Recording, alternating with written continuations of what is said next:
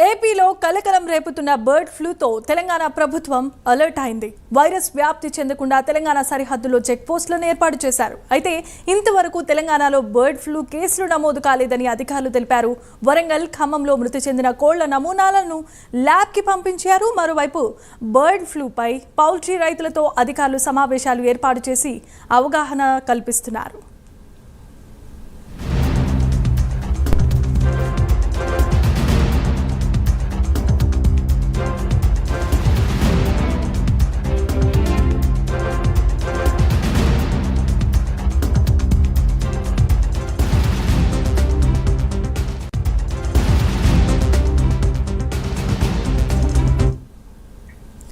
Right, ఇక ఆంధ్రప్రదేశ్లో విజృంభిస్తున్న బర్డ్ ఫ్లూతో తెలంగాణ ప్రభుత్వం అలర్ట్ అయినట్లుగా తెలుస్తోంది. తెలంగాణ సరిహద్దుల్లో చెక్ పోస్టులను కూడా ఏర్పాటు చేశారు.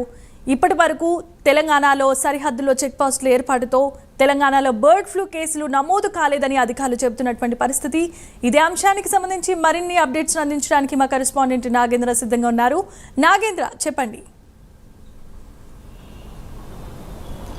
Thank you Jemimah.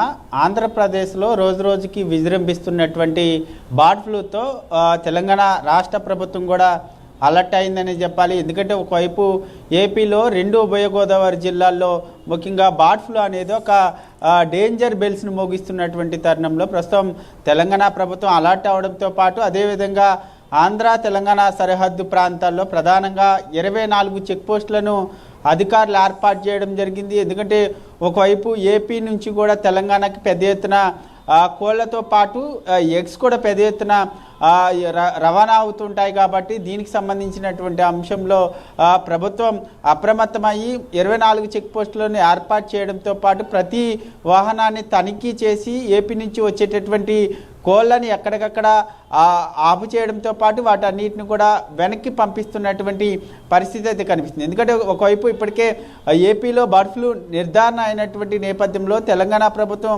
అలర్ట్ అయ్యి ఇక్కడ బర్డ్ ఫ్లూ సోకకుండా ముందు జాగ్రత్తలు తీసుకుంటున్నటువంటి పరిస్థితి ఉంది. ముఖ్యంగా ఇప్పటికే ఒకవైపు ఖమ్మం, వరంగల్లో ఈ 2 జిల్లాల్లో కూడా ప్రధానంగా కొన్ని కోళ్ల ఫారాల్లో కోళ్లు చనిపోయినటువంటి పరిస్థితి ఉంది. ఆ కోళ్ల ఫారాల్లో చనిపోయినటువంటి వాటికి సంబంధించినటువంటి వాటిని కూడా ల్యాబ్స్కి పంపించడం జరిగింది.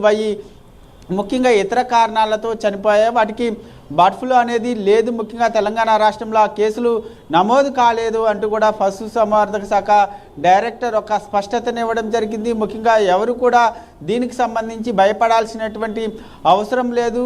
ఆ చికెను అదేవిధంగా ఎగ్స్ బాగా ఉడికించి తినవచ్చు, దీన్ని తినకూడదు అనేటటువంటి అంశం కూడా లేదనేటటువంటి అంశాన్ని కూడా ఆయన స్పష్టం చేయడం జరిగింది. బర్డ్ ఫ్లూకి సంబంధించినటువంటి అంశంలో ప్రభుత్వం ఇప్పటికే అలర్ట్ అయింది. ఎక్కడైతే తెలంగాణ రాష్ట్రంలో ప్రధానంగా కోల్ ఫార్మ్స్ ఉంటాయో అక్కడ నిబంధనలు పాటిస్తూ నియమ నిబంధనలు పాటించి బర్డ్ ఫ్లూ అనేది సోకకుండా జాగ్రత్తలు తీసుకోవాలనేటటువంటి అంశాన్ని సందర్భంగా చెప్పినటువంటి పరిస్థితి అయితే కనిపిస్తుందని చెప్పాలి Jemimah. Right, thanks for the updates Nagendra.